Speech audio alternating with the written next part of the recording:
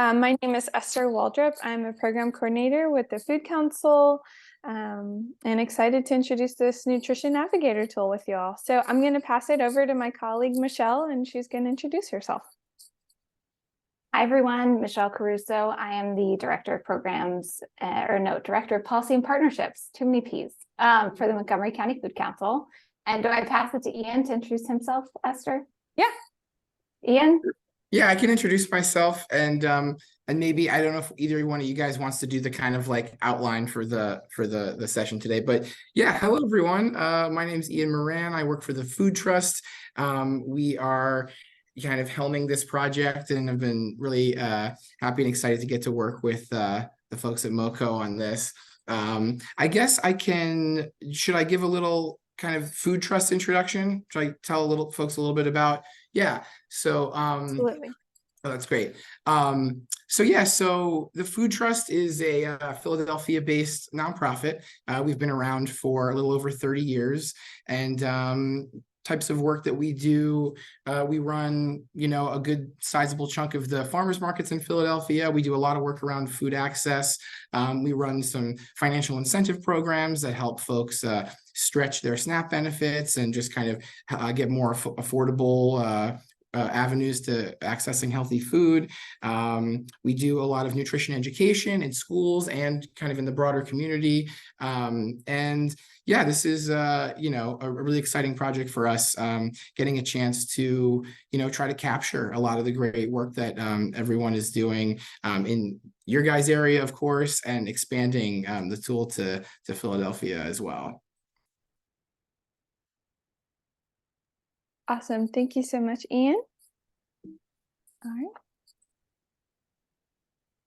Would you like to, yeah? Yeah, sure. No, I'll just keep going. So yeah, I just wanted to tell you guys a little bit about who I am and who the Food Trust is. And yeah, just to give you a little bit more context on the project. And some of you, may be familiar with this project. Its initial kind of iteration was a tool called the Food Learning Locator that was created and launched by the Bainum Family Foundation back in 2017. They're now funding the project, and we're super happy and excited to have the chance to work with them on this. Initially, when it was created, back in the late 20-teens, the focus was, geographically just the DMV area, and the programmatic scope was kind of twofold. It was nutrition education and then job training opportunities related to kind of culinary and agricultural related fields. So we ended up, getting to take over the project and kind of expand it. We started working with Bainum about 1.5 years ago and brought on the folks from MoCo about 1 year ago. And we wanted to not only expand it geographically, but also programmatically. So I'm going to go in the next slide a little bit into, some more kind of detail in terms of what exactly we're trying to map and maybe a little bit about some of the things that we're not mapping for this project. But generally speaking, we're looking for, again, the initial kind of topical areas of nutrition education and the job training piece. But we're also adding some things around food access, programs that help folks stretch their budget and just other access points for healthy food that folks can access in an affordable way. So awesome. We can probably go to the next one. All right. Right. So, and then just to give you guys a little bit more kind of, definitions of what we're talking about here in terms of programs and resources that we're looking to map. And of course, we'll, be able to kind of answer any questions and follow up on this. And also we're looking for, feedback from you all in terms of if there's things that you think could fit into this. We're very open to, we don't want to be rigid about this, right? We want to be kind of, able to take things on a case-by-case basis a little bit and let our partners kind of guide, what some of the parameters are to a certain extent. But basically we want to map, anything that really expands healthy access to food. So creating things that, weren't there before. So farmers markets, programs that get, healthier food into corner stores. I know that there's a lot of programs around that in the DC area. We do some of that work in the Philadelphia area. Anything with stretching your budget, again, things like the financial incentive programs that we run. I know that there are some in your area as well. For example, we have a program in Philadelphia called Food Bucks, where folks who are shopping with their SNAP benefits, they can kind of automatically get extra dollars back to buy more, healthy foods. And then lastly, again, the jobs training piece, the, opportunities for folks to train to be in the culinary industry and the ag industry. And we're also even, using some of the examples that we find, programmatic examples we find in Philadelphia. I know we have some folks who are doing work around kind of kitchen space or, incubators for, food entrepreneurs and things like that. So that's kind of the general sense of how we're thinking about the contents of this map. Things that we're not mapping, I think is important to mention. For example, we're not really by and large looking to map emergency food so much, because there are other kind of great resources that we're looking to highlight on our site, kind of an additional resource page that can share those things with folks.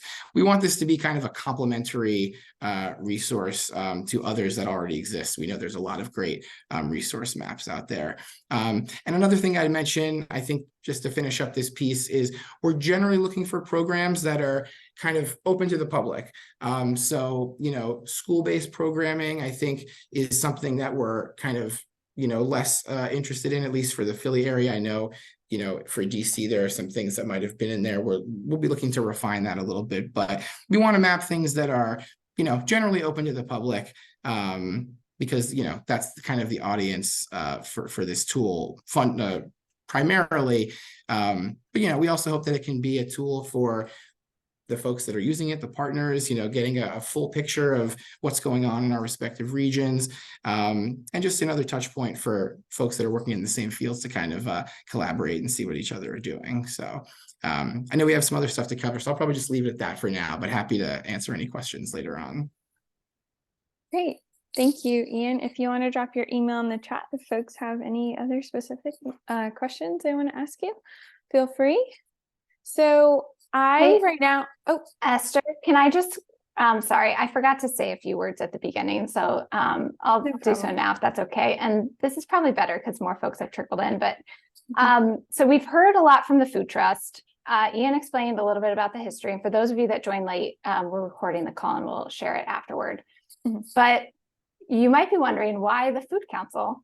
And, we're really lucky to be the local DMV-based partner on this project, but we're not limited to Montgomery County. And so I think, when we engage with the Food Trust on this project, they see us not only as a benefit, not only for our Montgomery County connections, but also our connections around the entire DMV region. So we're really excited to expand this tool. And I did drop a link to the tool in the chat if folks want to play with it while we're talking today. And you might notice that most of the programs currently listed are within DC's borders within our region.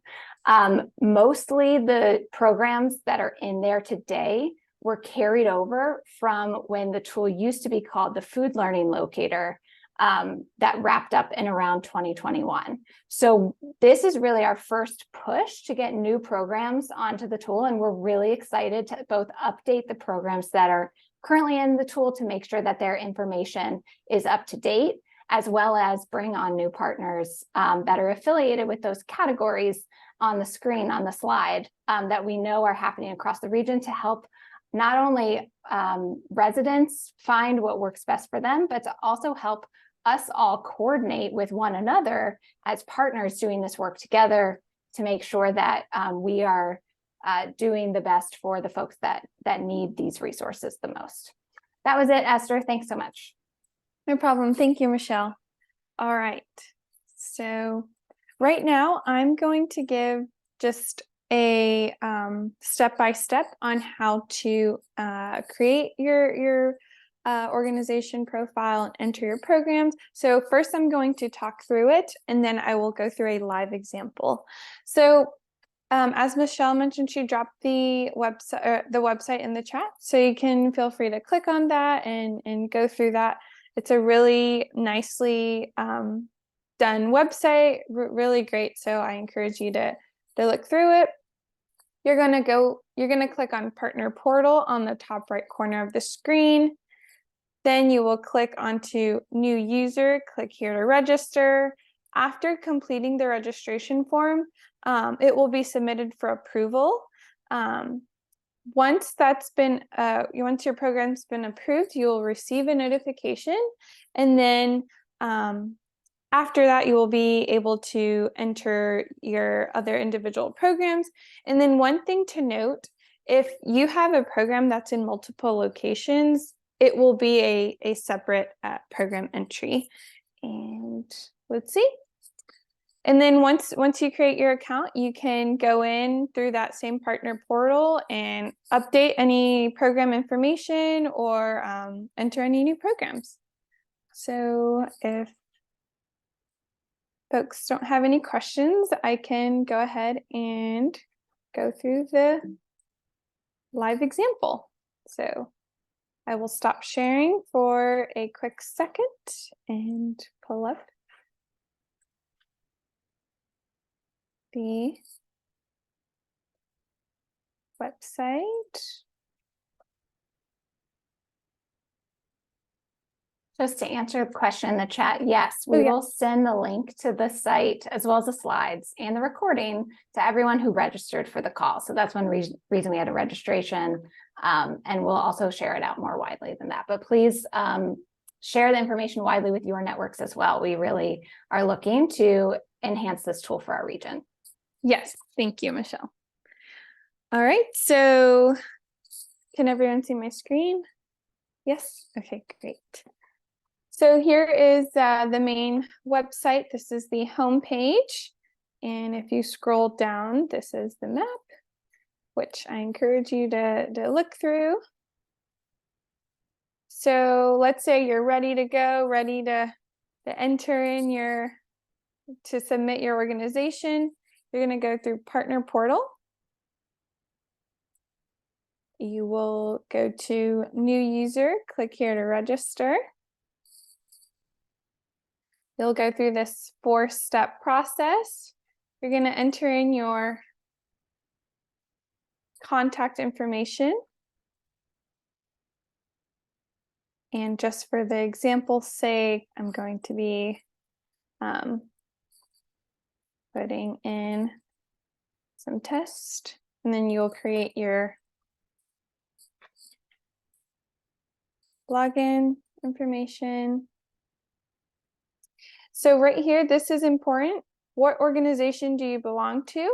If you're not sure if your organization already has a profile on the map, you will kind of go through here and look through. If you don't see it, you just click I don't see my organization listed, and then you will enter in your organization information, and anything with the asterisk at the top corner, it will be required. So you will enter in all of this info.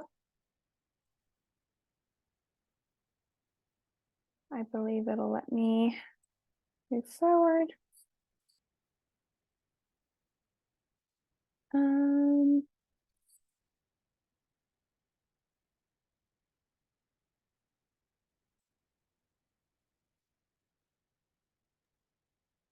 I think you have to do the yeah. It's a little picky on the website, Esther. Yeah. It wants the HTTP whole thing. Oh, does it? Yeah. The best way, honestly, to do that, as I've been testing with this, is just, going to actually opening the web page and just copying and pasting, and it should grab that full Esther, it needs programs. Yeah. Oh, there we go. I'm sorry. See, this is why it's a good practice tool. And so step 3, where's your program located?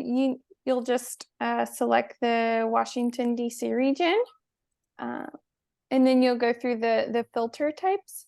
So just make sure you check the appropriate filter. And if you don't remember, or if you're not sure, it has the description right next to it. And then you'll go through, and then audience type. And then again, this will be You'll enter the information for one program, but if you have multiple, once you're approved, you'll have the ability to do that. So you will select.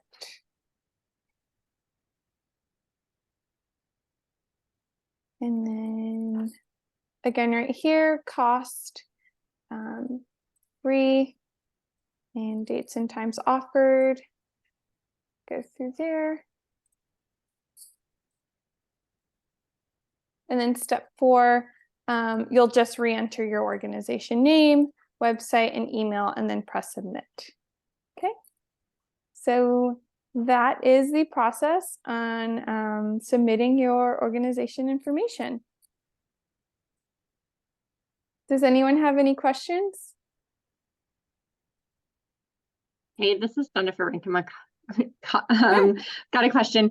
Could you talk a bit more about, so Ian mentioned it's not really focused on getting emergency food, like our food pantry in there. What types of programs can we expect to find in there? So if we were going to promote this to our participants who are coming to the food pantry, what types of things would they be looking to, what would they be finding in there that would be helpful for them? Mhm.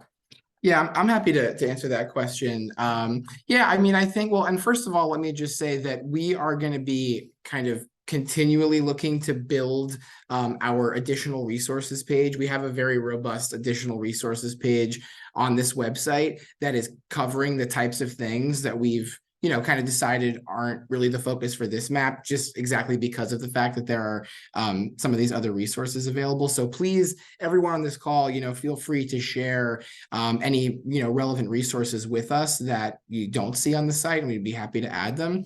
But yeah, to answer your question, I think that, the main, again, focus of what's going to be in there are going to be things that are programs that are making food more affordable, the types of like financial incentive programs where folks who I'm guessing, a lot of the folks that you're working with through, emergency food work, are SNAP recipients largely. And, we have a lot of programs in there where folks can find places where there are they get extra money back, to get more healthy food when they're shopping with EBT. I'm using a lot of Philadelphia examples because that's where I'm based, but our farmers markets, have this extra food bucks program, things like that. So another big thing is going to be nutrition education, where folks can access free nutrition education classes. Not only, a lot of that programming can vary, really depending on, what the curriculum is and what the different organizations are actually teaching folks. But, I'm sure a lot of that, I know we do a lot of stuff around kind of cooking healthy on a budget. And then, yeah, I mean, just the other kind of big pieces of this are going to be some of the job training opportunity pieces and just other places where there are just expanded options for healthy food that kind of isn't usually there or wasn't there before. Is that helpful? Yeah, that helps me get a better sense of how we would promote it with our participants and how they might use it.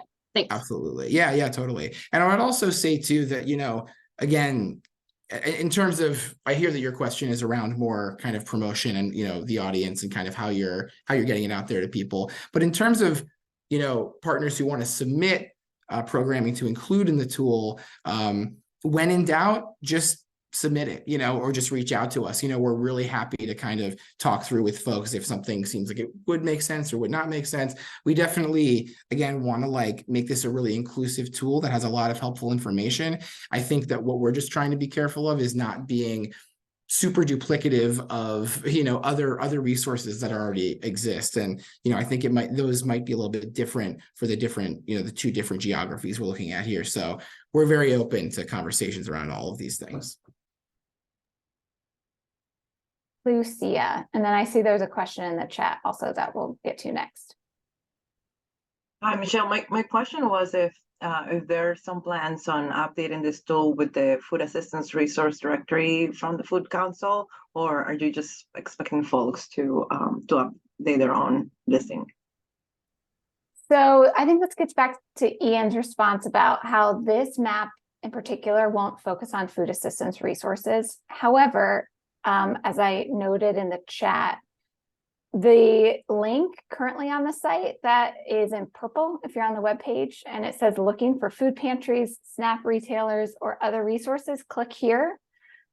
We're actually working on building that out right now. So we have a list of updates for Ian and his team to make that list more comprehensive for our region, including the Food Assistance Resource Directory. So we're hoping these can be complementary tools where the Food Assistance Resource Directory in Montgomery County can refer folks to this map if they're looking for food resources beyond emergency food assistance, and vice versa. And I mean that not just in Montgomery County, but around the region as well. Mm-hmm. I would also just briefly add to Michelle that, the way we've designed the site is we're really trying to, not just have like there's a little tab over here with extra resources. Like we actually have a big purple button at the bottom of the map itself that will also take folks, if looking for something else, please check out our additional resources, because again, we do want these to kind of fit together like puzzle pieces in that way. And I'll just share my screen since I think I can and show folks what we're talking about. And then Ian, I'd love for you to take the question in the chat about Baltimore. Yeah. As we're looking at the map, and Philly is here and the DC region's here and Baltimore's in the middle. So like, can we connect it? But I just wanted to point out on the site, this big button that then will refer folks to emergency food assistance, like I was mentioning. Right now, we're still working on making it more comprehensive for the DC region. So expect more info there soon. And then one thing that I love to show folks is actually how participants and residents can use the tool and filter it, not only by region, but also by things they're looking for, by language offered, which is, I think, just so important for a region like ours, where folks, speak a variety of different languages and are going to be looking for services that are provided in the language that they're comfortable with, and then by venue. So all those things that a participant site, so like a community service provider, had to fill in, when submitting that form, all of that then gets reflected to the participant as well. So that's just a nice feature of this tool. And also it looks really pretty, and I'm just really happy with the way it looks and kind of feels as a tool and functions. It was definitely a lot of work on the back end that we were a part of, but the Food Trust led with some partners on this web design, but we're really happy with the way it looks and hope that it feels user-friendly to folks. Yeah, thanks, Michelle. And yeah, I will note too on that. It was a fun and intense process to create this site. And I'll say as well that we're not, I don't think that we're ever kind of done with this project. I think the nature of it is that in terms of the way we want the kind of network to expand and people coming into the fold, and in terms of having their stuff represented, but also the site itself, we already have kind of started a wish list of kind of enhanced functionality and new little bells and whistles and ways we can make the website function even better. And we're probably going to be, doing some of that as the project progresses, and we're always open to feedback on the site itself. We're really open to all of that stuff. And just to address the question around Baltimore, I know we only have a couple minutes, but I will say that, the initial kind of concept and conversations around this project was kind of prospectively that we would eventually potentially expand to Baltimore as well, to kind of connect this kind of mid-Atlantic 95 corridor of, Philly, Baltimore, and the DMV area.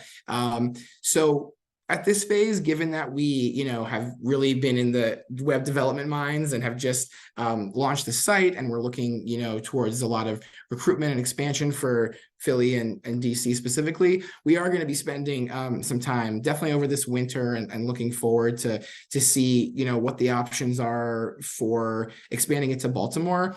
As we've, kind of talked about and as we've learned through this process, it is crucial to have folks like Esther and Michelle and the folks at MoCo kind of an on-the-ground local partner who is familiar with that geography, who has the connections to really do it right. So that is something too that we would, want to be looking into as far as potential partners on that. And again, like everything else, I'll just keep, banging this drum. Any ideas or thoughts that folks, have on that as well, potential partners that are doing a lot of good work in Baltimore that might be, good to connect with. We're very open to discussing that. And I put my email in the chat. I know, there's going to be some follow-up here. I'd love to have my contact information in that email you send out as well, Esther. So. Great. Thank you so much for that. And if anyone has any questions, we have 2 minutes left. Just wanted to mention, as we, start this rollout and start promoting it widely, there are some kinks in the website that we're still trying to figure out. So as we gather more programs into the map, hopefully that process continues to go smoothly. And we just ask that, just letting you know that it'll take about 3 business days to know if your program has been approved or not. So just wanted to let you folks know.